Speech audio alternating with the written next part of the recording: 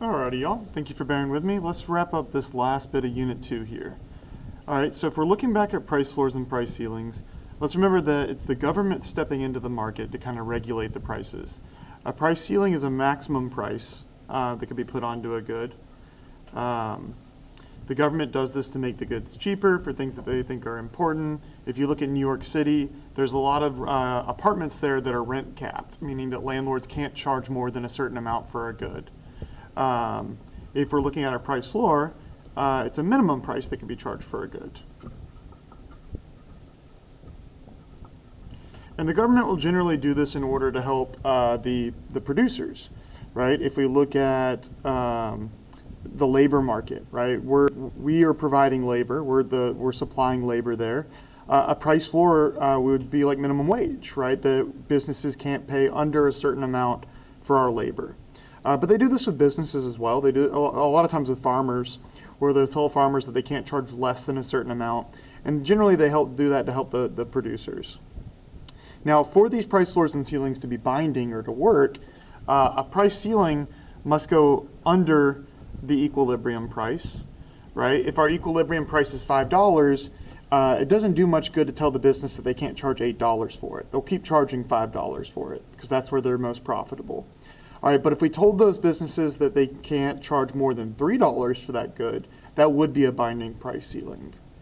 A price floor, and if we're looking at this price ceiling, if prices are lower than they should be, the quantity demanded for that good is going to increase, and businesses are going to produce less.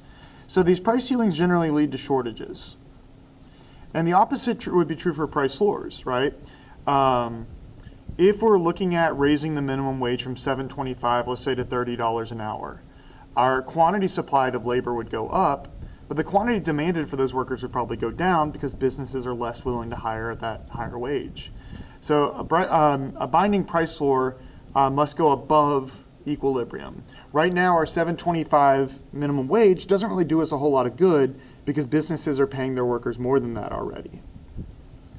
Let's remember that a subsidy, the root word there being subside, is when the government's trying to reduce the cost of something. So the gov gives money to make something cheaper to produce.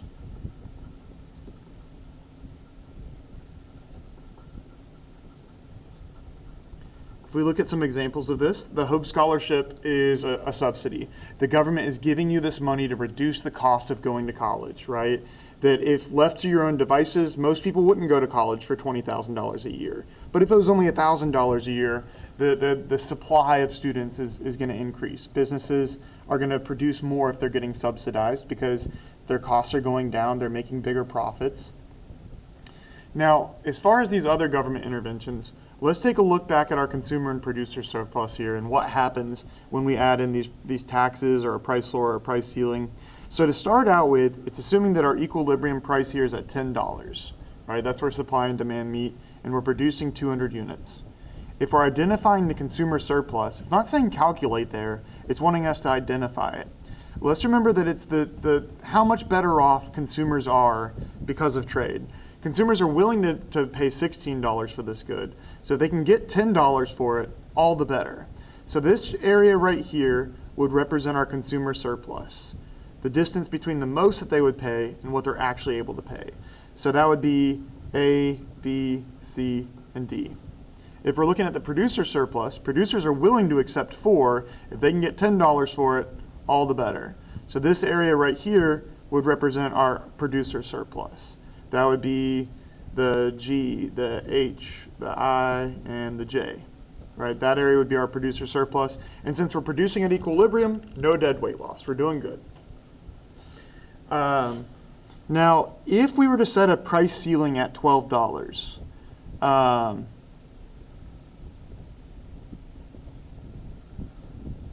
to where the maximum that a business could charge for a good would be at $12, it would be non-binding. It wouldn't affect our consumer surplus because businesses would keep charging $10 for it. But if we set a price floor at $12, that would be binding. If we told businesses, hey, don't go lower than $12, that would affect the market because now instead of charging 10, the businesses have to charge 12. So if we're looking at who's better off and who's worse off, The consumers are definitely worse off, right? The consumer surplus now would just be A. Oh, sorry, I'm at the wrong spot.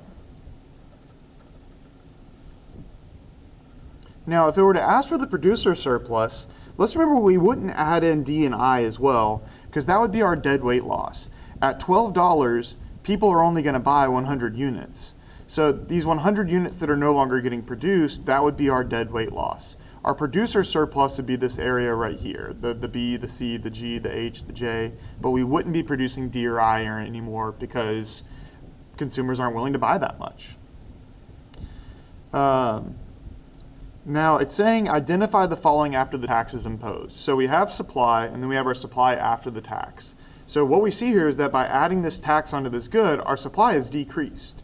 So let's remember that if we're trying to figure out how much this tax is, we're looking at the vertical distance between these curves here, right? That originally at $8, we were willing to produce 100 units. Now, to make that same profit, to produce 100 units, we're going to have to charge $12 for that.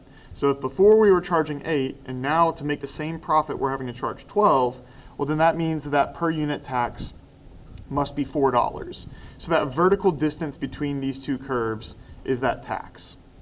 Now, if we're looking at our consumer surplus and our producer surplus now, let's take a look. So at the higher price, of course, consumers are worse off because now instead of getting it for $10, they've got to pay $12.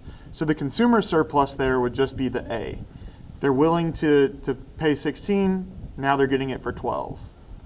If we're looking at the producer surplus though, we wouldn't include the B, the C, the G, the H, because that's our tax, right? That's the money the government's getting.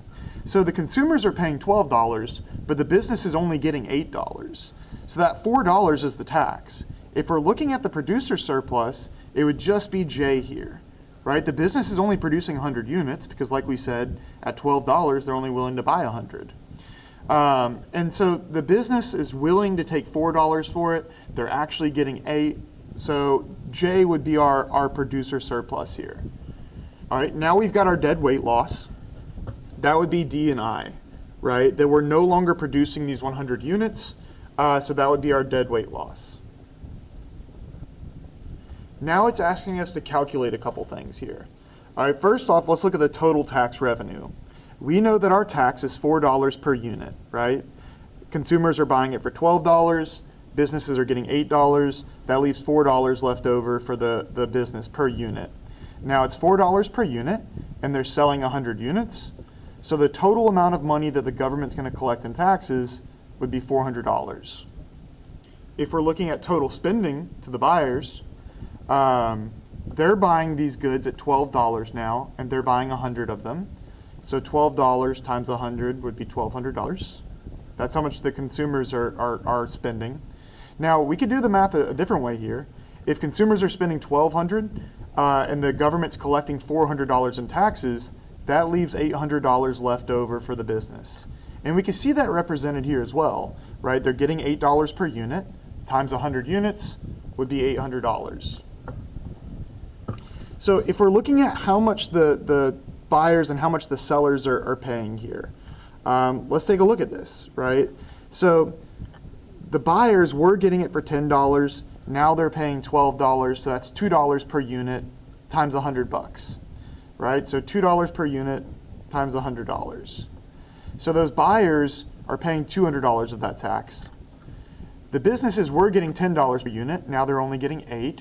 So they're losing $2 per unit times 100 units is also $200. So the consumers are paying half of that, and the producers are paying half of that. All right, 18 is asking us if the demand curve between $12 and $10 is elastic, inelastic, or unit elastic. So let's remember that when we're doing that, we're looking at our quarter pounder, the change in quantity over the change in price. So to find our change in quantity and price, we need to use our new minus old over old. So if we're looking at between $12 and $10, let's do our change in price. All right, let's say the new price is $12, the old price is $10, or actually let's go the other direction. So the new price is $12, The old price is $10 over the old price of $10. So that's 2 over 10 would be 0.20. Our change in prices went up by 20%. Now, if we're looking at the change in quantity,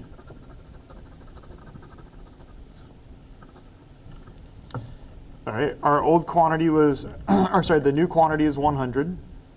The old quantity was 200 over the old quantity of 200. So that'd be minus or negative 100 over 200, negative 0.5. All right, so what we're seeing here is that our prices went up by 20% from $10 to $12. Our quantity dropped by 50%. We were selling 200, now we're only selling 100. So if we do negative 0.5 divided by 0.2, again, it is going to come out to a negative because it's demand and there's a negative relationship there. 0.5 divided by 0.2 comes out to negative 2.5. So since this coefficient is greater than 1, the absolute value of it is greater than 1, we would say that that would have an elastic demand for it, right? So in that case, the business is going to be losing money, right? That they don't really have control over their prices. The prices are going up by 20% and they're losing half of their customers. All right, 19 is asking for the supply coefficient as the price increases from $10 to $12. We've already got our change in price. Prices are going up by 20%. All right, we're doing change in quantity over change in price. All right, so the prices are going up by 20%. Let's look at our quantity supplied. All right, our quantity supplied at $10 was 200 units. And now our quantity supplied, it would also be,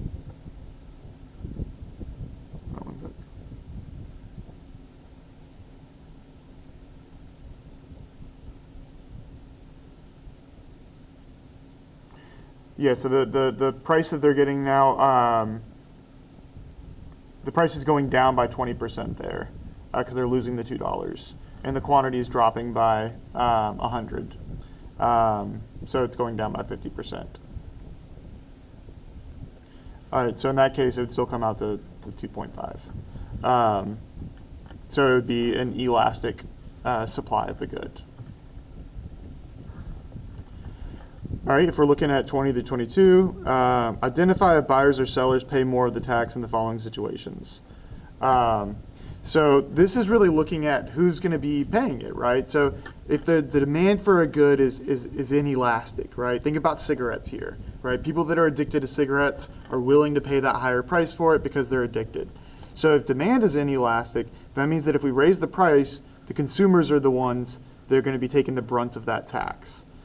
Whereas the opposite would be true for supply, right? If the supply of the good is inelastic, the businesses are going to be taking on or the producers are going to be taking on the brunt of that tax. And if it's equal, then it's going to be the same. Like from the example up here, they're both paying the same amount of the tax. They're both paying $2 per unit.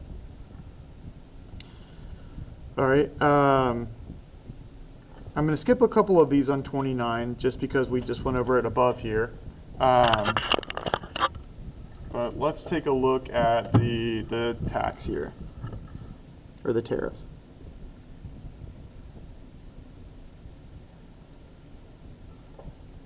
So yeah, let's go down to this part right here.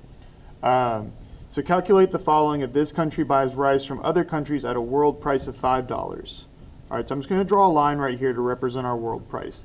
So normally in the US, it would cost us $10 to make a bag of rice, but other countries, they can do it for $5, right? So with this, we need to think about, okay, are consumers or producers better off here? If we're able to get it for $5, consumers are going to be the ones that are at advantage here. So at this world price of $5, first off it's asking us the quantity that's produced domestically. That would be our equilibrium. In the US, we're producing 60 units. All right, now the quantity that's imported. All right, if we're looking at this world price of $5, we're looking at buying 90 units here. And so if we're looking at this amount that would be imported at $5, our businesses are only willing to supply 30 units of this. and we're willing to buy 90 of it. And if we can get it from $5 from the rest of the world, we are. So we're buying 90 units, but our businesses are only willing to produce 30 units. That difference there would be the amount that we're importing. We're importing 60 units worth of goods. If we're looking at our consumer surplus, it would be this whole area right here, right? Consumers are way better off because not only can they get these domestic products, right? They're willing to pay $20 for it, and they can get it at this price domestically, but they're also able to get these foreign products as well. So our consumer surplus would be A, B, C, E, F, the G, the J, K, the M, the N, the Q, the R, and the T. Right? By engaging in international trade, consumers are way better off. But if we're looking at this producer surplus, though, domestic producers are much worse off here because of this international trade, right? That now the producer surplus would just be you, right? Because we're willing to buy it cheaper from these foreign countries, we're no longer buying it at that, the more expensive producer rate, the domestic producer rate. All right, and the final part of this is a tariff. So we've got this world price of $5. If we wanted to add a $1 tariff onto these goods, that means that any good that comes over into our country, we're going to tax $1. So I'm going to put this as world price, and I'll put a T for tariff. So now instead of buying them for $5, we're able to get them for $6. So the idea behind this is it's worse off for consumers because now we're not able to get it at $5 anymore. We're not able to get K or M or N or Q or R anymore, or T. We're having to buy it at this higher price. The cheapest we can get now is $6. So identify the following if the government places a $1 tariff. That would be our consumer surplus now, the A, the B, the C, the E, the F, the G, the J, but we're not buying these anymore. The tariff revenue would be this $1 per unit that we're purchasing it for. And then the dead weight loss, before we were buying 90 units. Now at $6, we're only buying 80 units. So our dead weight loss would be this area right here, this T that we're no longer producing. I know it's not in the normal spot where we would look at it, but we're no longer importing the T anymore. So that would be our dead weight loss there. All right, I know that's a little tricky, but I've got a couple other review activities I want to do to kind of look back over the world price and things like that. All right, talk to y'all soon.